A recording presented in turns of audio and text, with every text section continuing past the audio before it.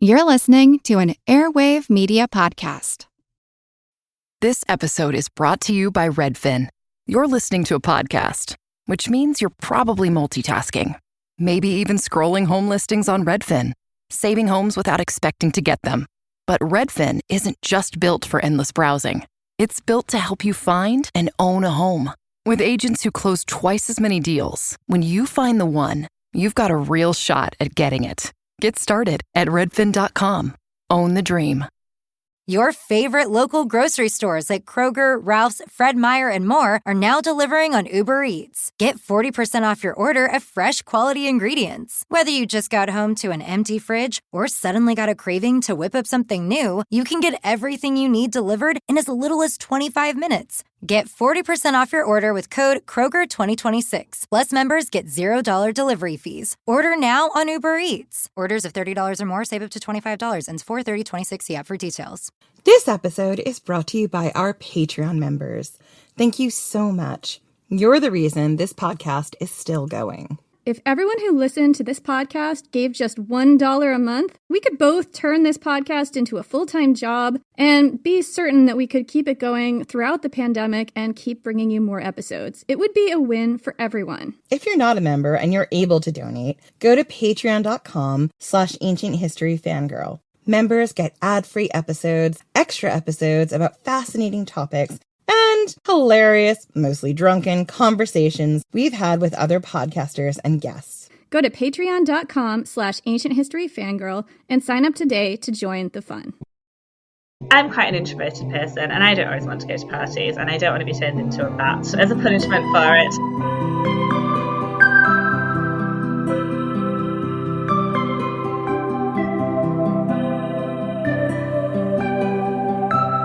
I'm Jenny Williamson.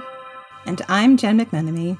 And this is Ancient History Fangirl. Today, we're so thrilled to welcome best-selling author of Ariadne, Jennifer Saint, onto the show. Hi, Jennifer. Hi.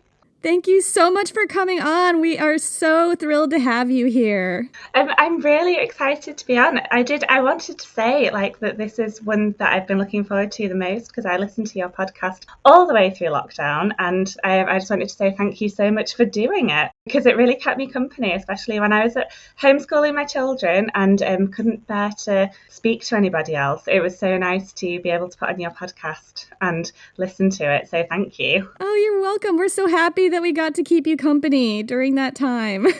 Yeah, thank you for listening to us. Oh, that's just so kind. So here's the thing, listeners. We know that this episode is made up of a Jen, a Jenny, and a Jennifer. Are you Jennifer or Jenny? Which do you prefer? Well, I thought I should probably be Jennifer for this anyway, because then, I've got a different name. Do you go by Jenny sometimes? Yeah, I do. I'm usually Jenny. Yeah, same. I'm also usually Jenny. So we absolutely love the book Ariadne. It's a reimagining of both Ariadne and Phaedra stories, featuring Theseus, who we all know hands down is the worst, and our favorite god of choice, Dionysus. And we just loved being able to escape into this richly developed world that Jennifer built. I think it's not unfair to say that Dionysus is the patron god of this podcast, officially. I think so. I mean, Ben does sometimes, and we haven't even talked about Aphrodite. I mean, they're absolutely close friends of the podcast. They're supporters. So we were so thrilled when Jennifer agreed to come on and talk to us about Ariadne and writing and about some of the history and research she did. So we're just going to jump straight into the interview questions. When you started researching Ariadne, were there any assumptions that you had about Ariadne or Phaedra? And how did writing this book make you see them differently? If it did at all, maybe it didn't. Yeah, I think, so with those two, with the two main characters, Ariadne and Phaedra, I think I didn't have a huge amount of pre-existing ideas, particularly about Ariadne's character and personality, because I knew what she did and I knew what her story was. I didn't feel that I'd really read an account that made me necessarily kind of understand a lot more about who she was rather than what it was that she did. So, I mean, the one that came across most clearly that kind of really gave her voice is obviously her letter to Theseus in the Heroides, where you really get a sense of her anger and her pride in her position and her status and who she is and how that, feeds into her rage that Theseus has treated her like this. So I think that was what I had for Ariadne. So for her, it seemed less like a case of kind of challenging things I already knew about her and more a case of filling in a lot of blanks and finding out who she might have been and who I wanted her to be in this novel.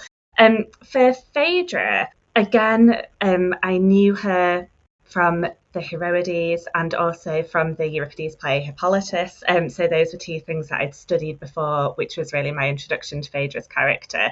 And I think what I knew of her from Ovid's portrayal was really how intelligent she was, how she was somebody who could really put forward a very persuasive case, who was, very expert in rhetorical devices.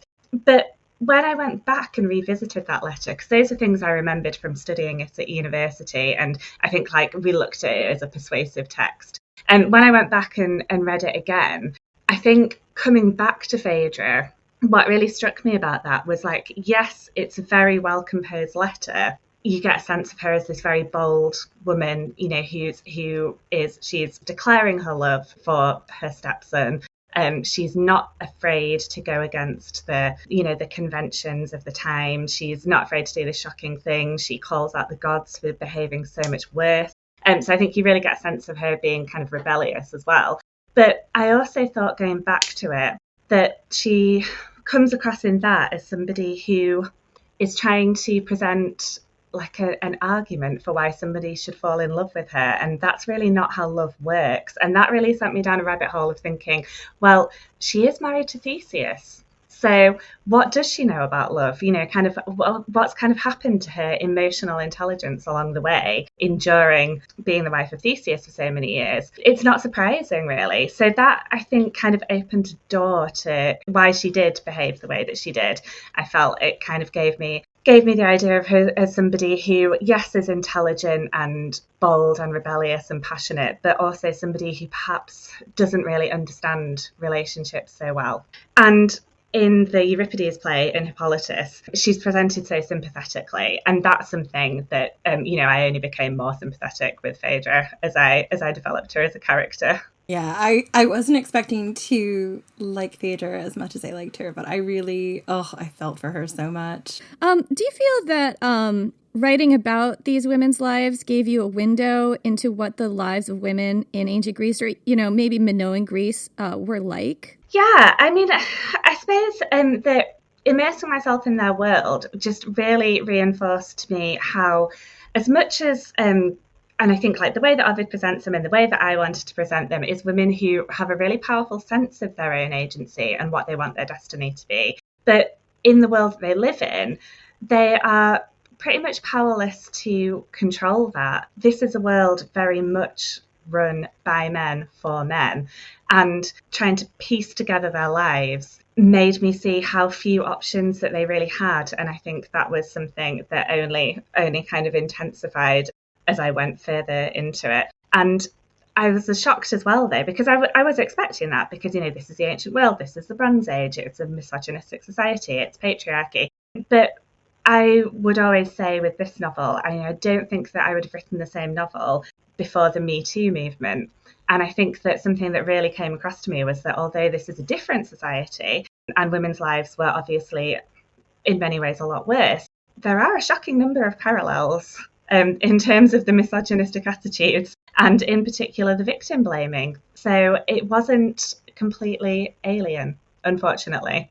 I think that when I was not just looking at Ariadne and Phaedra's stories, but the stories that they were told about other women, I tried to weave in as many of the myths as I could into the main narrative. The major one that I included is that Ariadne is told the story of Medusa.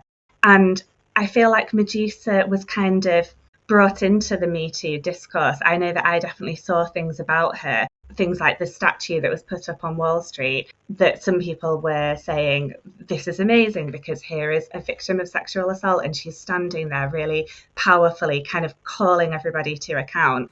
Is this the one, just for people who haven't seen it, is this the one where Medusa's holding the head of Perseus?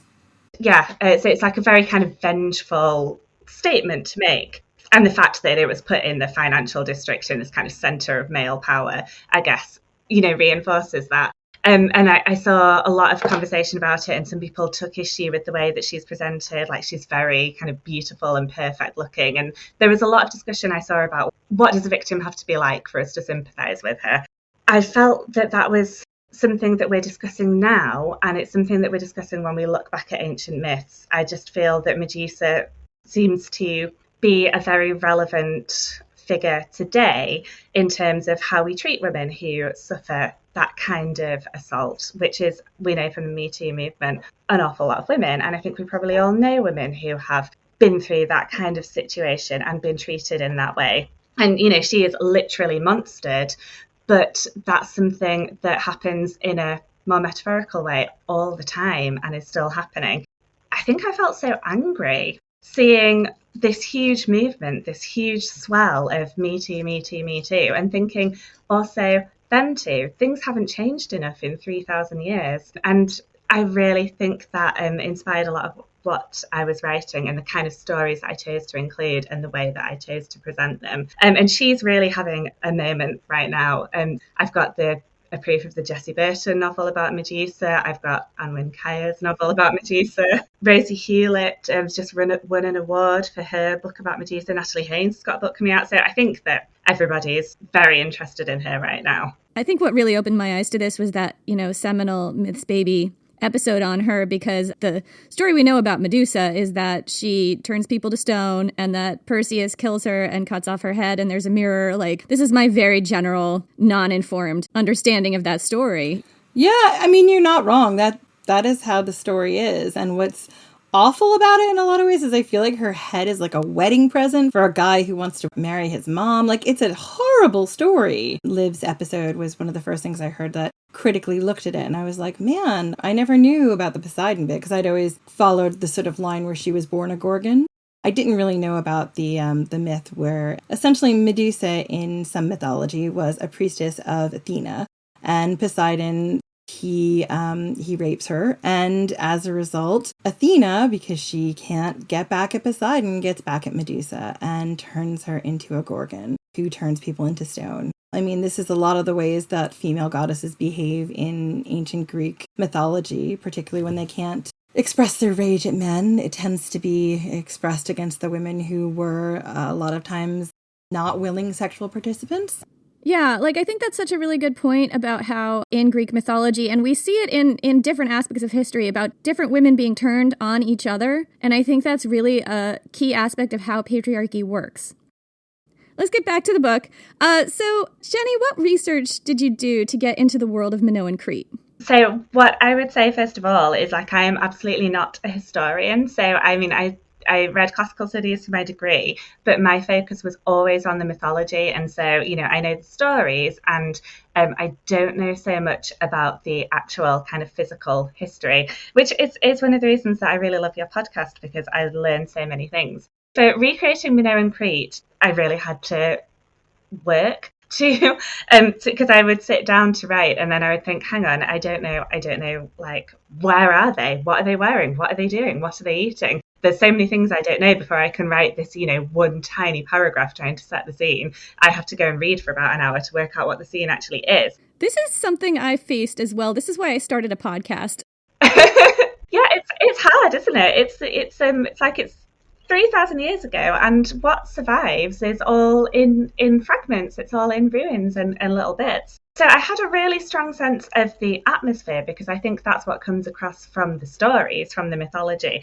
But yeah, putting the physical details in. And I know that you had a proof copy, and I know that there were a couple of really major mistakes in the proof copy that I fixed before it went out. So I was like, oh no, that would go to people who probably would be able to spot that. I mean, us? No.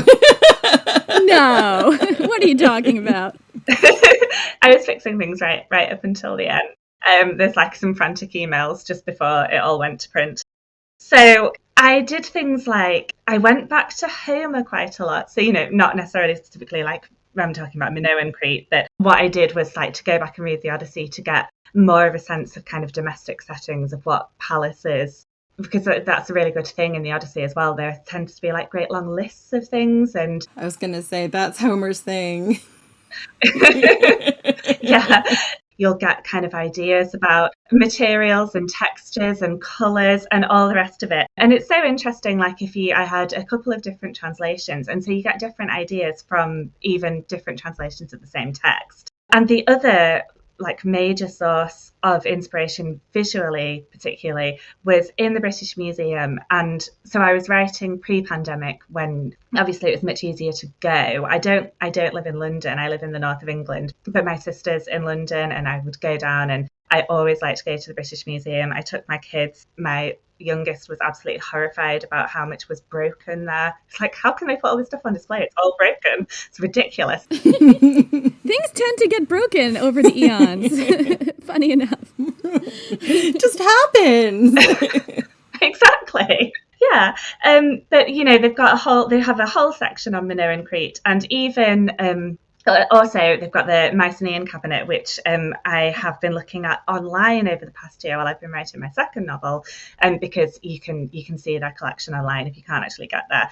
And that's so helpful to actually see some physical objects and artifacts. And, you know, whenever there's something that actually exists, I've lifted it and put it in the novel, because I was like, well, if it's actually there, then I will use it. So that's what I did. And then I couldn't visit the site of Knossos, but again, you can take virtual tours.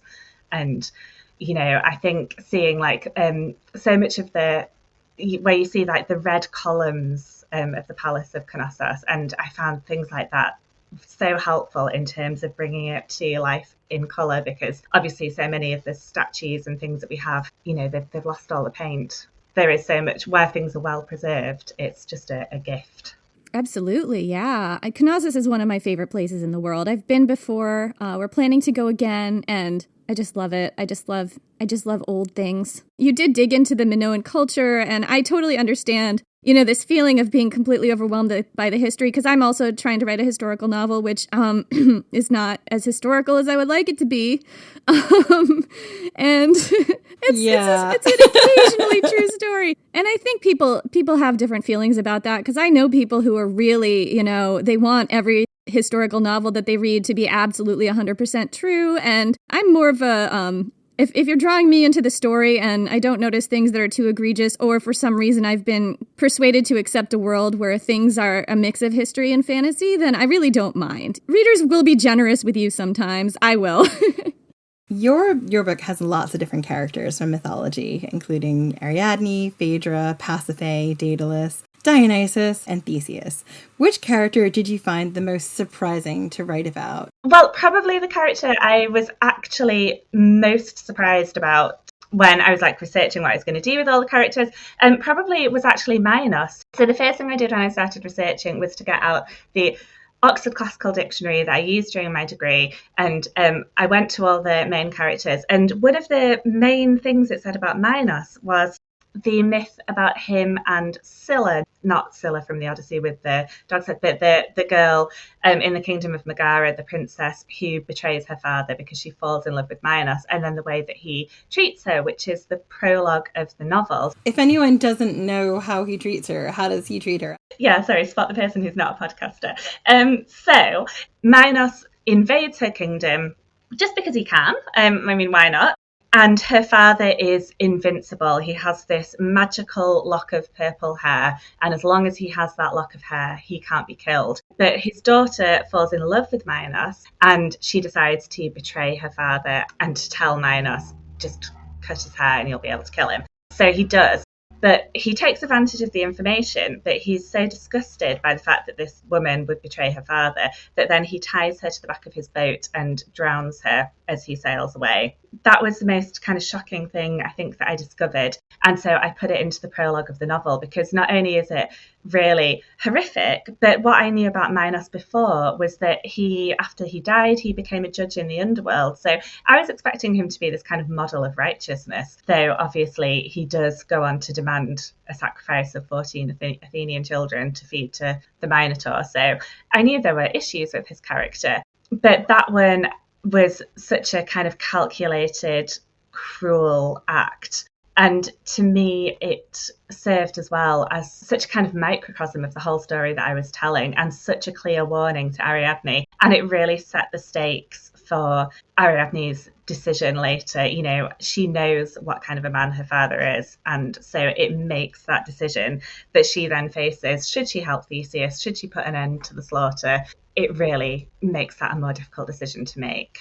That is so fascinating. This is another sort of instance of the patriarchy asserting itself, because the way that ancient Greeks may have seen this was a woman going against the man who was her Kyrios, the head of her household, to help another man who was against that man, but whom she had chosen to be with. You know, like women choosing who to be with, as opposed to, you know, just marrying whoever their parents tell them to or whoever their culture tells them to or whatever, seems to be a really strong destabilizing thread that runs through all of these myths. And I can see, even if you take Minos as this model of righteousness, in an ancient Greek framework, I can see that fitting, as horrible as it is. And that's just to say how horrible it is, not to say that what he did was right. Because he's reinforcing the patriarchy. He's saying, you know, if this is a woman who will go against the man who is her master, then she obviously cannot be trusted and she has no morality, even though she helped me this time. But it's also a pastist prologue, isn't it? Like, Minos had the help of this daughter of a king to overthrow the king and take all his stuff. And what happens? His own daughter does the same thing. So it's like, Theseus abandoning her on an island, maybe it's not as bad as what her dad would have done to her, you know? Maybe, like, hey, Theseus isn't the worst. Like, you can kind of see that in the Athenian propaganda of justifying Theseus. It's like, look what Minos did. So, like, Theseus wasn't so bad. Because a lot of the myths that we have about Theseus come down through an Athenian lens, which is he is their hero and they're trying to make him good. And how do they do that? By making Minos worse. Yeah. So in your book, Naxos becomes a refuge for women fleeing the oppressive patriarchy of ancient Minoan culture. What gave you the inspiration to turn Naxos into a safe harbor for women? Well, I think it was kind of, I suppose, it was writing wish fulfillment, because I'd written all of this stuff in the novel up to that point about women's suffering. And something that I think I remember from listening to one of your older podcast episodes, probably, I think when you were talking about the worship of Bacchus in Roman times, about that really providing a role for women and an escape for women. And so that was an idea that I'd come across before as well, that perhaps this was kind of a route out of these very limited options available to women in this culture in this time, that if you didn't want to be married off, if you didn't want to kind of, you know, just be a mother and your role is just to produce more children, then maybe becoming a priestess or following a god in this way, that was an escape. And there seemed to be so much for women to escape from. And it was, I think, something I wanted to put in the novel, to give these women just the opportunity to exercise some agency, whether that's something that, you know, could have been an option. I don't know, that women really could have decided to just sail off to Naxos and live there in this kind of idyllic, sort of, I guess, like Amazonian kind of fantasy of freedom. But I wanted to put it in the novel. I wanted that to be a thing that could have happened and was an option for them. And it was a way that made Maenads kind of make sense to me as well, as something that I could put into the book, that they have got so much to escape from, so much reason to leave their homes. Obviously, like I gave one of them a more detailed backstory about why a woman might want to do that. And as well, there's older Minoan myths about Ariadne that sort of, I mean, I think I've talked about chronology with Liv on her podcast as well, and how when it comes to mythology, chronology is a fruitless task, and all the myths exist at all these different times. And there are much more ancient myths about Ariadne that I mixed into kind of later ones. And she was worshipped, you know, she is a Minoan goddess, with kind of these connections to women, motherhood, fertility, and so on. And so I liked the idea that, you know, perhaps she was kind of presiding over this island where women could go and form this supportive community. I think that's not completely unrepresented in the history. I mean, if you think about how many cultures have religious orders of women.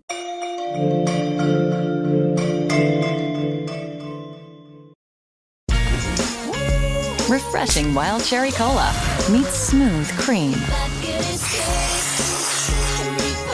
The treat you deserve. Pepsi Wild Cherry and Cream. Treat yourself. Raise the rudders! Raise the sails! Raise the sails! Captain, an unidentified ship is approaching. Over. Roger.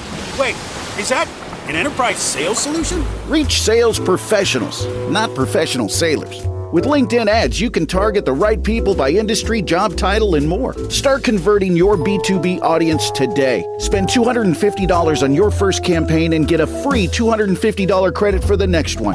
Get started today at linkedin.com/campaign. Terms and conditions apply. Did you know only 6% of people are getting enough fiber? That's why Quaker created Fiber February, a month-long movement to show your gut a little more love. It's like dry January, only easier and more delicious. Quaker has over 100 delicious options that are a good source of fiber. So go buy Quaker Oats today and join the Fiber February movement for a healthy gut.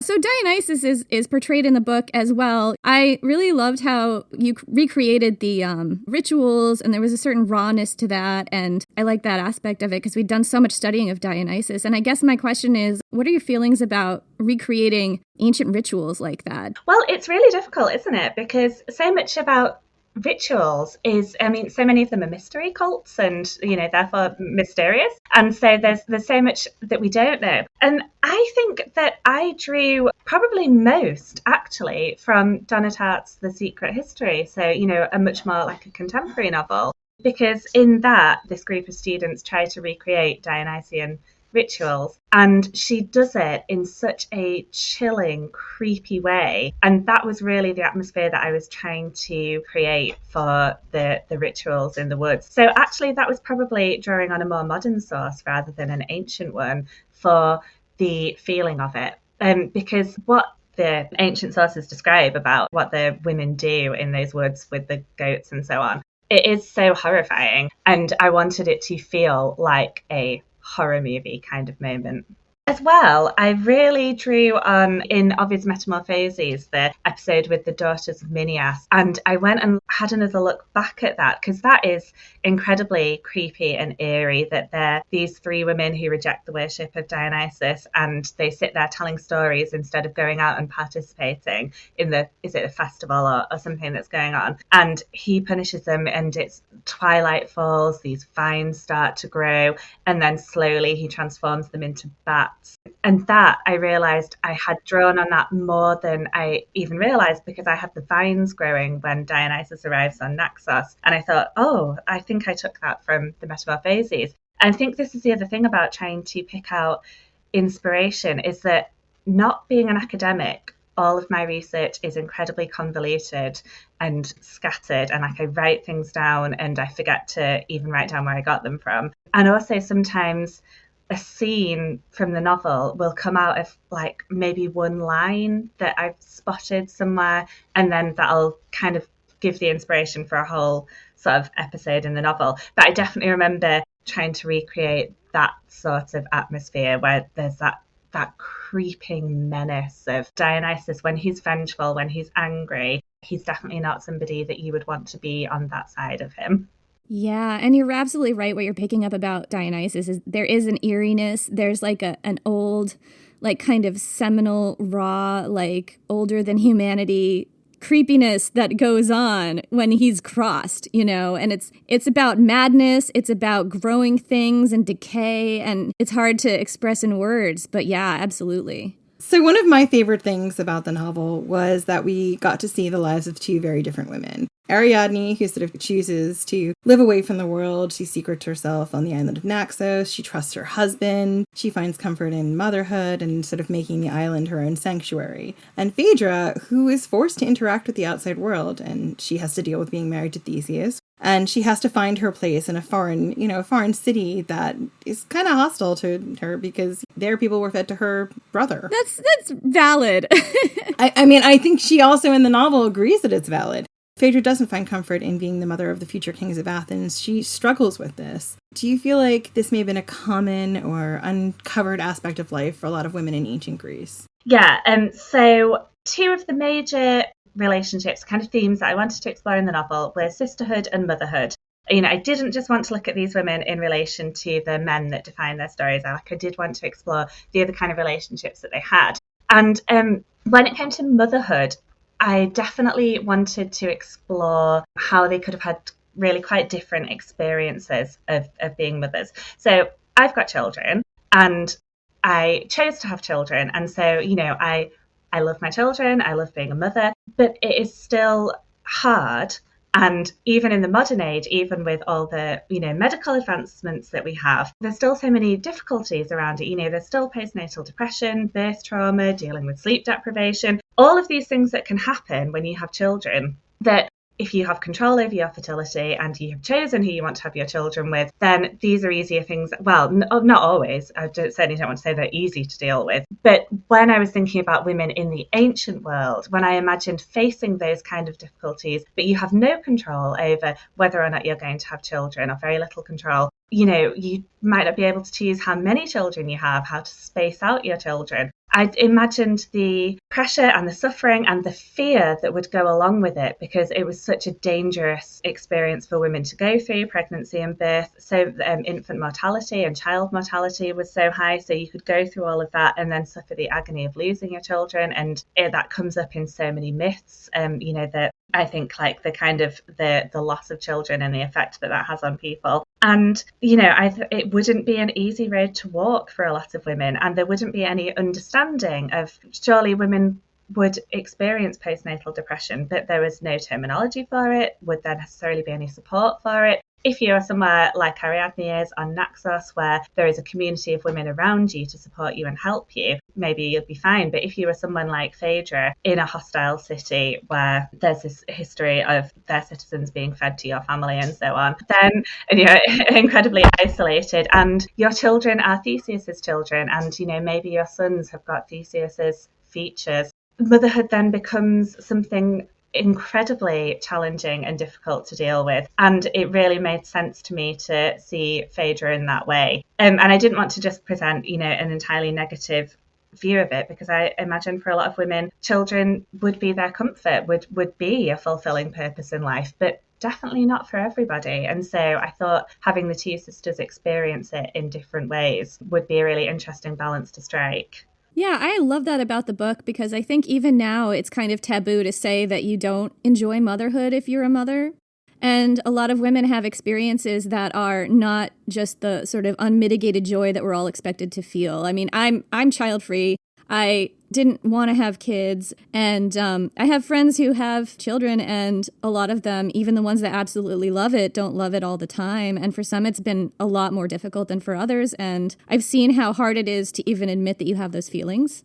She's a really complicated person, and I think some of the way she feels about her children is tied up in the fact that, Theseus kind of sold her on a tale, and as she unravels his tales, as everyone does with Theseus, it's very difficult to take those feelings away. What are his children going to be if they're raised on these tales of this great hero who's actually like kind of a serial killer and a wanton woman abandoner? That's got to be something going through her head, like, especially, I'm an immigrant to the UK. I don't have kids, maybe one day, maybe not. But it is one of those things where when you think about it and you think about what you're going to raise your kids with, or the stories and mythology that you have, it's so different even from places that are similar in some ways, America and the UK.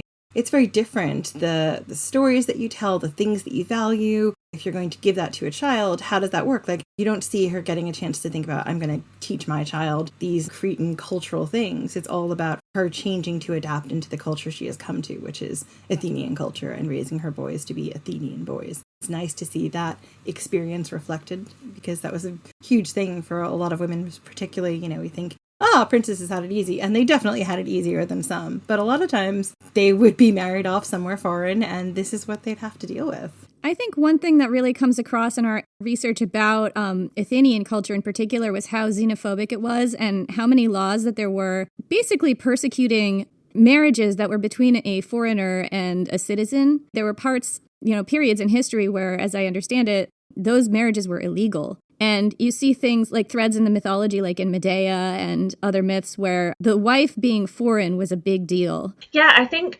like you mentioning Medea, that was one of the things that I remembered so vividly about learning about Medea, about studying Medea as a character, that's where so much of it comes from in the play, that she's a barbarian, and she's so similar to Ariadne's story. She achieved Jason's feats for him. She did all the work. He didn't have to do anything, but took all the glory. But then she is lesser, she is inferior, she is treated with suspicion because she's come from this other place where they are witches or, not to be trusted or whatever it is. Well, she didn't just betray her father. She also cut up her brother into little pieces. Yeah. Yes, of course. I mean, look, I'm a big fan of Medea, but the brother cutting up, was it necessary? No, Jen, because they had to stop and pick up the pieces. Come on. I know. She did a few worse things. No, well, I struggle with her, murdering her own children as well. Like, I don't find her a straightforwardly unproblematic character. And this is the reason I'm never going to write, a Medea novel. But there are parallels. And I really remembered that kind of aspect of the xenophobia really playing into the treatment of her, and kind of why Jason feels completely justified in, just jettisoning her, right? So I think I really had that in mind writing Phaedra in Athens, that not only is she a woman in a patriarchal society, but she's also a foreigner to the city and also kind of an enemy to the city. I mean, based on how often he was off getting trapped in the underworld and just seducing and being just the worst, he was basically just not being... I kind of feel like he reminds me a lot of like Odysseus, who is another problematic fave, but he's not around a lot. The person doing all the actual ruling is Penelope. And when he gets back, he gets like itchy feet almost immediately. He's like, oh yeah, it's been great, but you know what I could do? In Phaedra's case, another thing I liked is that she went about trying to be involved and trying to work with the men who were ruling while Theseus was out being a hero or whatever he was doing. She proactively tried to find her place there. Yeah, and I found it quite satisfying to imagine, really for my own kind of invention of these characters, kind of how I wanted them to be in the novel. But I found it really satisfying to think that maybe she did a lot of the work that Theseus was later credited with. So I kind of had her establishing all of these great things in Athens that I think Theseus, in the sort of legends, he's supposed to be the founder. But I thought maybe it was Phaedra, maybe she did all the hard work and he just basked in the glory. And that's a thing I wonder if that was part of women's lives in this part of the ancient world at this time, too. Not being credited with things so it doesn't come down to us, but the guys are off doing war stuff a lot. So somebody's got to govern when that's happening. I think all I'd add to that is that kind of taking stories from a male narrative and flipping it so it's female-driven narrative, it's a really fun thing to do as a writer because you have got so much room to invent things and to fill in the gaps because that female perspective is absent a lot of the time. So it gives you a lot more freedom. Yeah, there's not as many stories detailing exactly what Phaedra was doing while Theseus was off, or what Ariadne was doing on Naxos. So you have the ability to craft a really rich world, whereas kind of know what Theseus was doing on his way to get to Athens, because it's been very well described to us.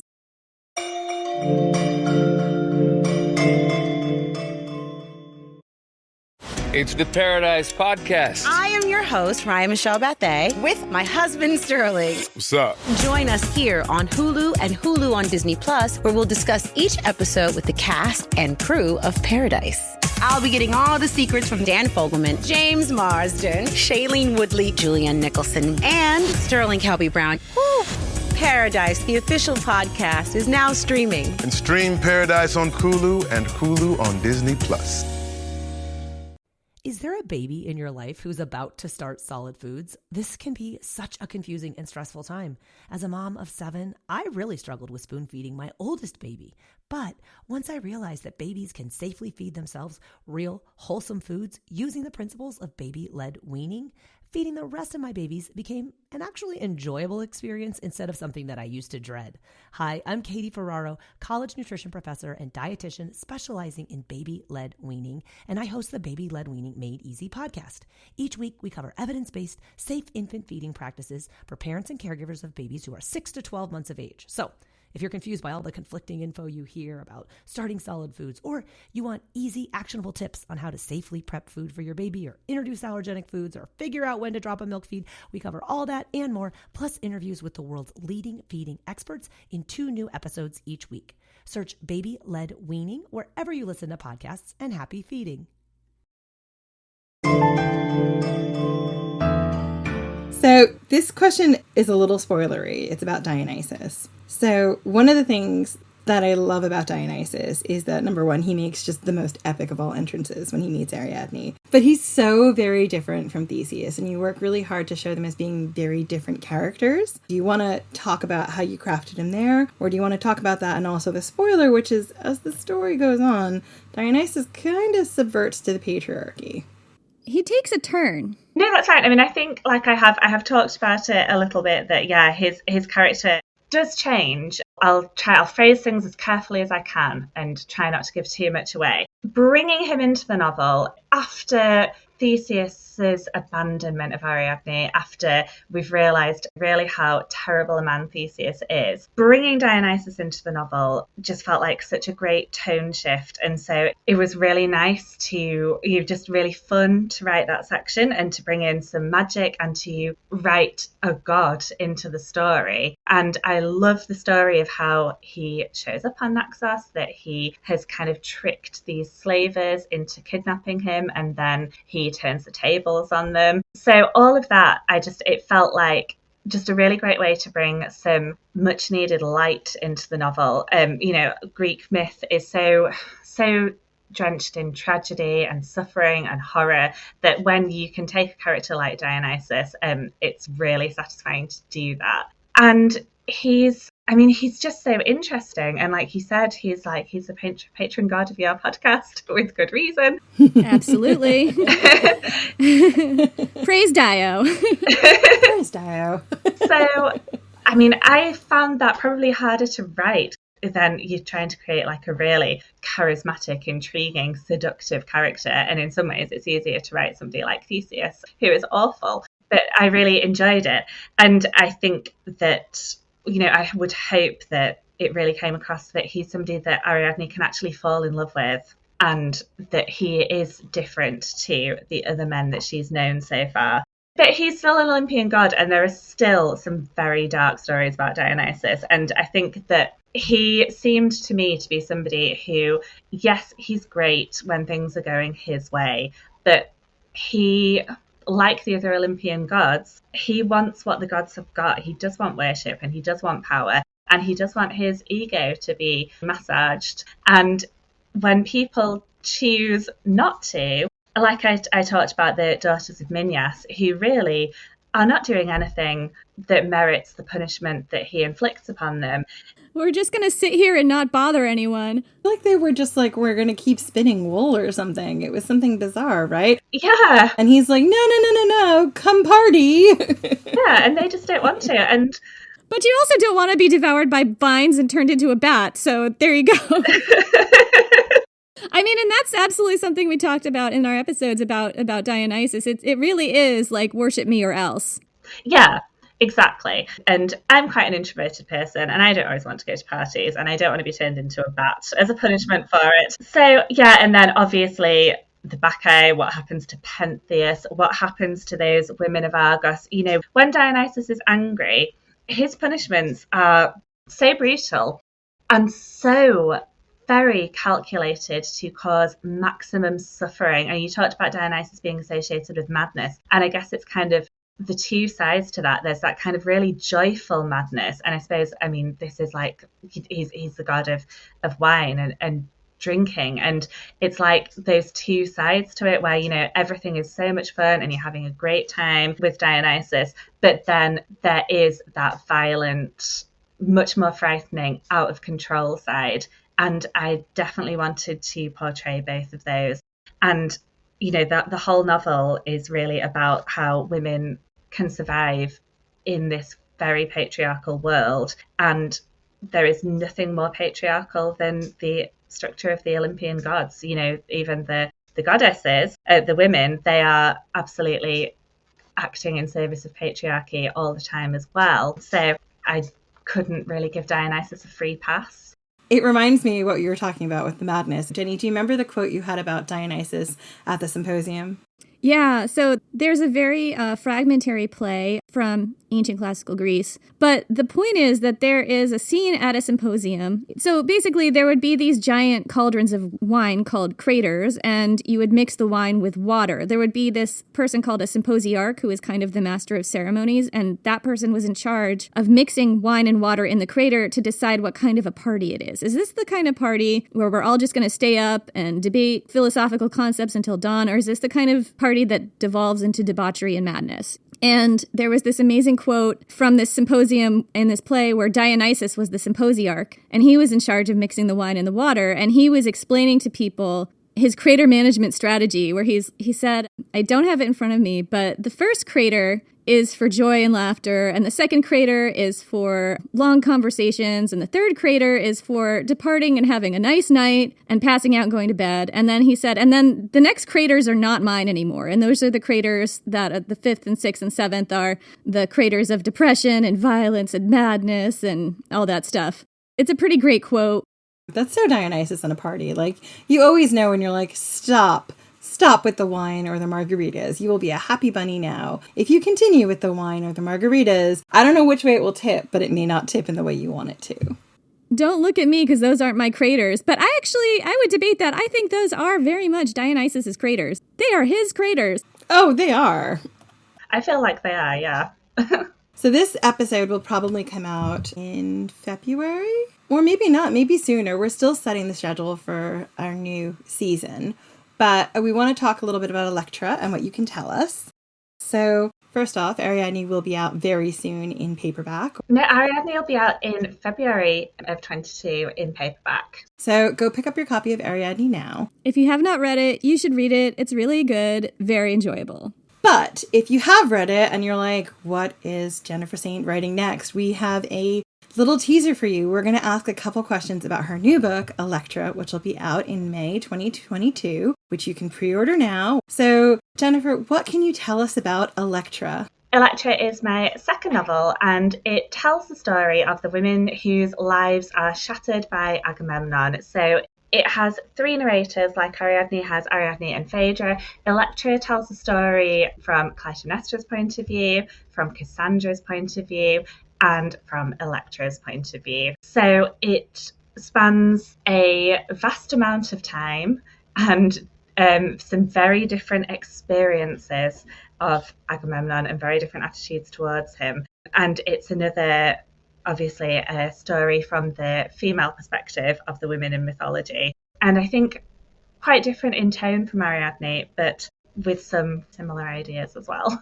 So what drew you to this story? So what I find when I'm thinking of writing a novel is that a scene will kind of come into my head fully formed, and I think I really want to write that scene, and then I think, okay, I want to write the novel. And with Ariadne, it was the scene where she's abandoned on Naxos. That was so clear in my mind, and then I thought, right, okay, I'm going to write the whole novel around this. And another kind of really significant scene in Greek mythology that really captures my imagination and something I've always wanted to write about is what happens to Iphigenia, the sacrifice of Iphigenia. She was really my starting point. And I was so interested in how, obviously, so Agamemnon has to or chooses to sacrifice his daughter in exchange for a fair wind to sail against Troy. That sets his wife Clytemnestra on this path of very destructive revenge and retribution and rage. And it sets his other daughter, his surviving daughter, one of his surviving daughters, Electra, on a completely different path. And I was so interested in how these two women go in such diverging directions from that, because they're both women with whom I can feel this kind of really kind of core level of sympathy, but then they take it to different places, which are, you know, in Electra's case, perhaps a little bit less understandable. I found the novel ended up being, you know, focusing on her, centering around her experience, because she seemed to me the most opaque of those three women. So obviously I didn't talk about Cassandra very much there, but Cassandra encounters Agamemnon in war, and it was Electra's experience that seemed the most opaque and the most kind of interesting to get into as a writer, to kind of figure out where on earth was she coming from, why did she end up doing the kind of things that she did. She's such a kind of challenge and a mystery as a character, and so the novel ended up growing around her a lot more than I thought when I initially started with Iphigenia. I say it all the time. I love me a good ancient world soap opera, and the story of the house of Atreus and Agamemnon and what happens to him, and Clytemnestra and Electra and Cassandra. I mean, it's all soap opera. So this is going to be so good and so rich for people to dig into. What was it like? We've talked about Electra and we've talked about Clytemnestra, but Cassandra is so different. She's from such a different culture to these people. What was it like sort of getting into her head and deciding to make her narrator? Bringing Cassandra into it was really, so obviously, like you say, it's this huge saga, the story of that family, and it covers so much time. And for a lot of the time, Clytemnestra and Electra are kind of frozen in Mycenae, kind of not really able to move on until Agamemnon comes back. And all that time, Agamemnon is in Troy. So I wanted to show what was happening there as well. And obviously, I love the Iliad, but I really wanted to see the fall of Troy from the perspective of somebody in Troy rather than the Greeks invading. And I really wanted to see it from the perspective of somebody who knew how the tragedy was going to play out, but was powerless to stop it. Again, she's such a brilliant character, and her situation is so agonizingly painful that she can see this complete annihilation, this devastation of everything that she's ever known coming, and she could prevent it, but nobody will listen to her. So I really enjoyed sounds like the wrong word. It's a very dark story.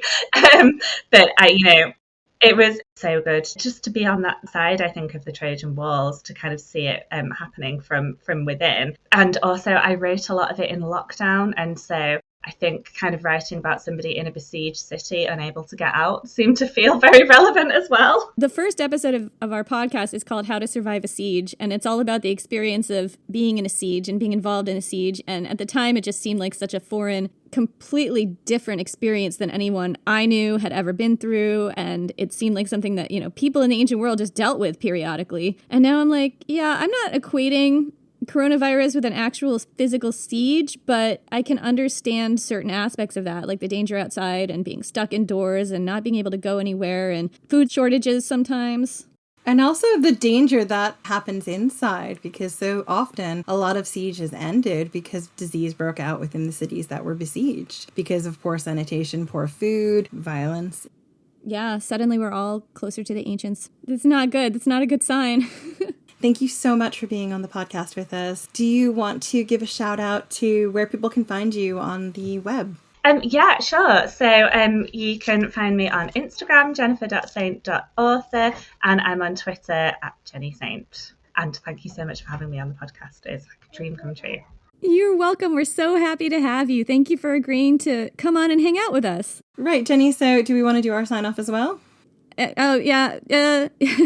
Anyway, for those of us who haven't figured out who we are by the time they've gotten to the end of this, we're Ancient History Fangirl. You can find us on Twitter at Ancient Hist Fan, and on Facebook and Instagram at Ancient History Fangirl. And we have a Patreon should you like to kick some funds our way. And the Patreon is patreon.com/Ancient History Fangirl. And thank you so much for coming on, Jennifer Saint. And we so look forward to your next book. And this has been really fun.